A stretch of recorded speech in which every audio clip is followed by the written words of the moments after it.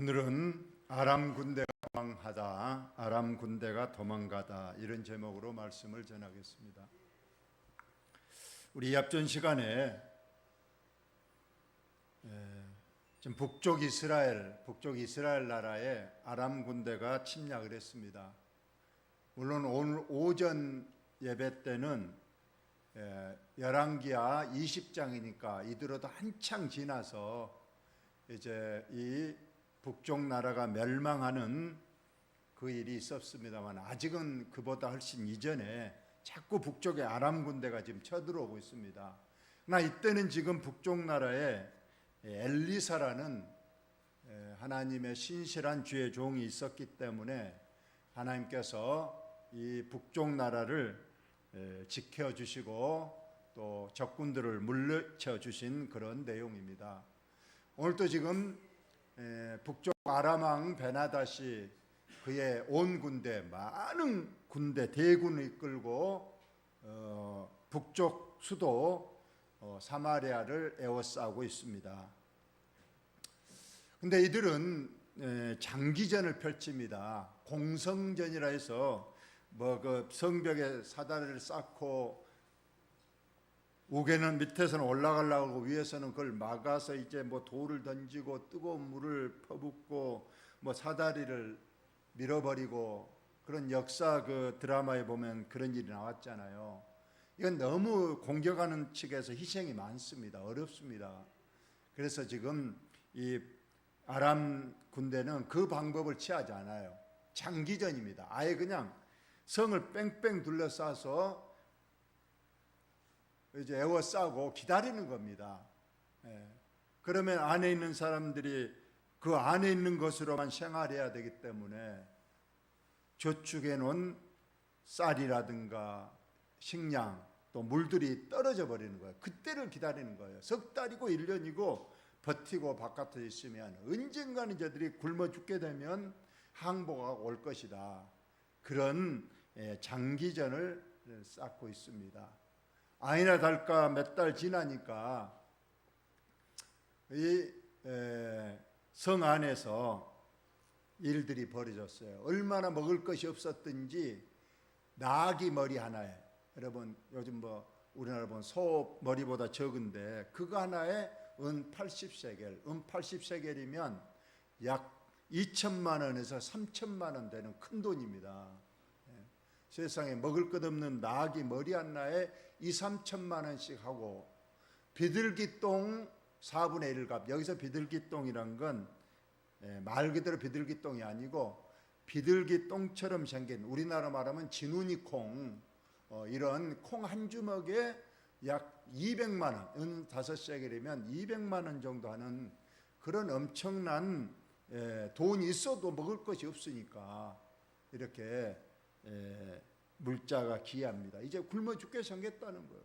이것이 아닙니다. 더 기막힌 일은 왕이 이제 순회를 하는데, 백성들이 얼마나 지금 굶고 있는가 순회하는데, 한 여인이 왕에게 우리를 좀 도와주세요, 우리를 도와주세요 하는 거예요. 그래서 무슨 일인가 알아봤더니 이 여인이 말하는 거예요. 이웃집 두 여인이 함께 의논해서 얼마나 배가 고팠든지 오늘은 이 집 애기를 삶아 먹고 내일은 당신 집 애기를 삶아 먹자, 그렇게 의논이 됐다는 거예요. 그래서 어제 먼저 우리 집 애를 삶아 먹었어요. 오늘은 이제 너 집 애 차례니까 오늘 삶아 먹자 그랬더니 그 여인이 자기 아들을 숨겨놓고 우리 아들 없다 이렇게 한다는 거예요. 얼마나 배가 고팠든지 자기 자녀를 삶아 먹는 그런 어려운 지경까지 오게 됐다는 거예요. 이제 더 이상은 견딜 수 없습니다. 이제 성문 열고 항복하는 수밖에 없지, 차라리 굶어 죽는 이런 어려운 지경에 처했다는 거예요. 과연 어떻게 할 것인가? 그런데 엘리사 하나님의 종은 이런 어려운 상황 가운데서도 태평하게 하나님의 말씀을 전합니다. 뭐라고 그랬냐? 여호와 하나님께서 내게 말씀하시기를, 지금은 당장 먹을 것이 없고 얘를 삶아 먹을 지경이 됐지만은 하루만 지나면, 내일 이맘때면 사마리아 성문에서 고운 밀가루 한 사를 한 세겔로 매매하고 보리 두 수알을 한 세겔로 매매하리라. 즉 밀가루가 또는 보리가 넘쳐나서 싸게도 살 수 있는 그런 때가 하루만 지나면 안 되니까 참으라, 이런 말이 들리는 거예요. 과연 어떻게 이런 일이 일어날 것인가? 지금 적군들이 저렇게 싸우고 있고 안에는 먹을 것이 없는데, 지금 주의 종 엘리사는 내일이면 그냥 밀가루와 보리가 넘쳐나리라, 이렇게 말하는 겁니다. 그러자 왕을 모시는 한 장관이 그 말을 듣더니 혀를 차면서 말하기를, 여호와께서 하늘에 창을 내신즉 어찌 이런 일이 있으리요. 참 답답하다 그 말이죠. 지금 상황이 이러한데 어디서 하늘에서 하나님께서 창을 열고 거울이 보리와 밀가루를 던져 주셔도 나는 못 믿겠다. 어떻게 이런 일이 있으리요 하고 참담한 표정을 짓습니다. 이 말을 들은 엘리사가 말합니다. 믿음 없는 너, 하나님이 말했으면 그대로 이루어질 것인데 하나님의 말씀도 못 믿는 너는 내일 분명히 밀가루와 보리가 넘쳐나는 광경은 보겠지만 너는 그것을 먹지도 못하고 죽게 된다, 이렇게 예언을 했습니다. 과연 이제 어떻게 하나님께서 하루 동안에 이 어려운 상황을 반전시켜 주실 것인가 한번 보죠. 성문 어귀에, 예루살렘 지금 사마리아 성 입구에 나병 환자 4사람이 있었답니다. 나병 환자들은 성 안에는 살 수가 없죠. 이 전염 질병이 강하기 때문에 지금 성 밖에 살고 있습니다. 성 밖에 살고 있는데 그들은 성 안에도 굶주려 있는데 성 밖에는 더 어렵습니다. 왜냐하면 성 안에 있는 사람들이, 자기의 가족들이 3일에 일주일에 한 번씩 밀가루나 보리를 가져다가 이제 갖다 줘야 이들은 먹고 사는데, 지금 꼼짝없이 갇혀 있으니까 성 밖에 있는 이 나병 환자들은 더 먹을 것이 없어 이제 굶주리고 있습니다. 그리고 나병 환자는 가장 저주받는 질병으로 사람과 같이 살지도 못하고 지금 밖에 살고 있는 거예요. 이 나병 환자 4사람이 이제 우리 죽게 되었다. 여기서 굶어 죽느니 우리 다른 방법을 한번 생각해 보자. 굶어 죽게 생겼다. 만약 우리가 성읍으로 가자고 말한다면 성읍에는 굶주림이 있으니 우리가 거기서 죽을 것이고, 만약 우리가 여기서 머무르면 역시 우리가 죽을 것이라 성 안에는 들어가지도 못합니다. 그리고 여 바깥에 있으면 우리가 죽을 것인데, 차라리 저 아람 군대, 적군들, 그 군대에 가서 우리 항복을 하자. 백기를 들고 손을 들고 가서 우리 항복합니다 하면 그들이 우리를 불쌍하면 살려줘서 음식을 줄 것이고, 안 그러면 죽이면 차라리 굶어 죽으나 거기 가서 군대가 우리가 칼로 죽으나 마찬가지고, 다행히 그들을 살려줘서 음식 주면 우리가 살 것이다. 차라리 여기서 굶어 죽느니 거기 가면 그래도 살 방법이 50%는 되니까 가자. 그렇게 의논이 모아진 겁니다. 그래서 내 나병 환자가 굶주린 배를 움켜잡고 지금 아람 진영으로 갔습니다. 저녁 때 갔습니다. 막 어둑어둑해질 때 아람 적군들 군대 머무르는 진영으로 갔다는 거예요. 그런데 가면 엄청난 대군들이 지금 몰려 있어야 되는데 가서 보니까 군인이 한 명도 없었다는 거예요. 아니 이거 어찌된 일인가? 잠시 지금 다른 곳으로 지금 숨어 있는가 찾아봤습니다. 그런데 없었어요. 자, 일이 어떻게 된 건가? 우리 다 같이 한번 읽어봅시다. 시작. 이는 주께서 아람 군대로 병거 소리와 말소리와 큰 군대의 소리를 듣게 하셨으므로 아람 사람이 서로 말하기, 이스라엘 왕이 우리를 치려하여 햇사람의 왕들과 애굽 왕들에게 값을 주고 그들을 우리에게 오게 하였다 하고. 예. 지금 저녁 때쯤 지금 아람 대군들이 모여 있는데 갑자기 이상한 소리들이 들리는 거예요. 그것이 바로 하늘 군대가 움직이는 소리였다는 거예요. 엄청난 군인들이 오는 소리, 말갈굽 소리, 병거, 지금 말하면 전차가 몰려오는 소리들이 막 들려오는 겁니다. 이것은 바로 하나님의 군대가 움직이는 소리였어요.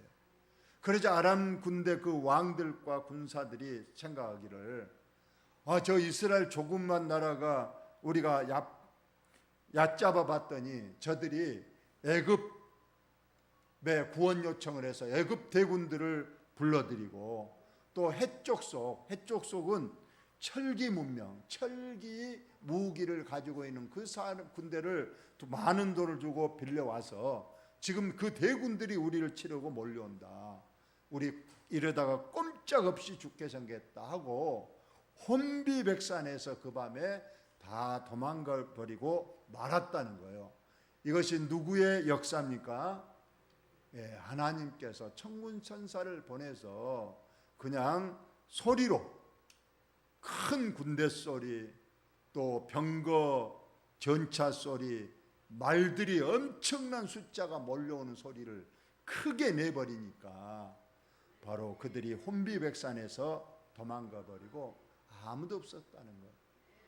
마치 어쩌면 하나님께서 이 네 나병 환자의 발자국 소리, 그 4명의 발자국 소리는 비록 적은 소리지만 하나님께서 그 소리를 크게 해서 바로 적군들을 물리치게 하셨다는 그러한 말씀입니다.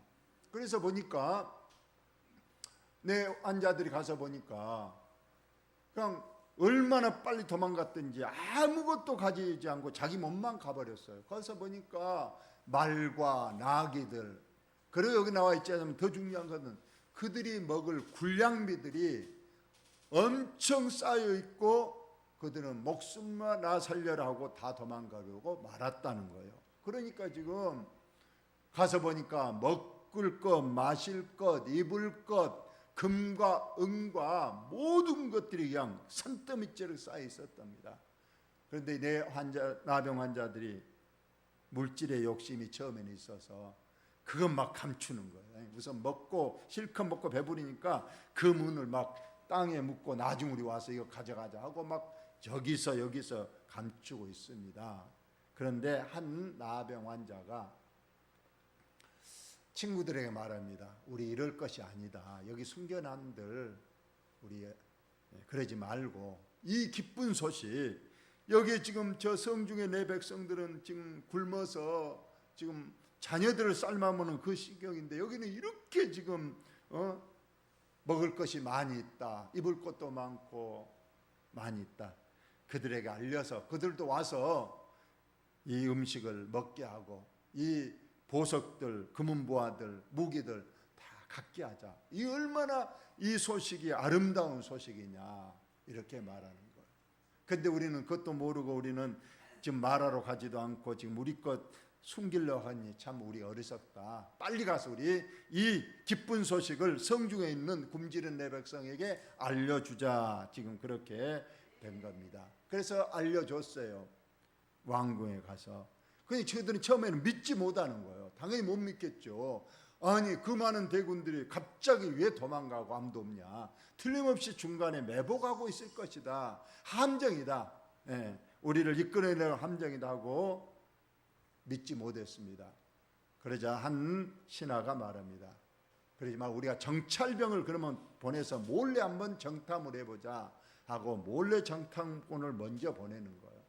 가서 정탐꾼이 둘러봤지만은 인근에 아무런 군인들이 한 명도 없고 실제로 그 아람 군 진영에 가보니까 엄청난 군량미와 금은보화 무기들이 그대로 있는 것을 보고 그들이 진실을 알게 됐습니다. 그래서 바로 백성들이 나와서 그 많은 밀가루, 보리, 양식을 이제 가져왔습니다.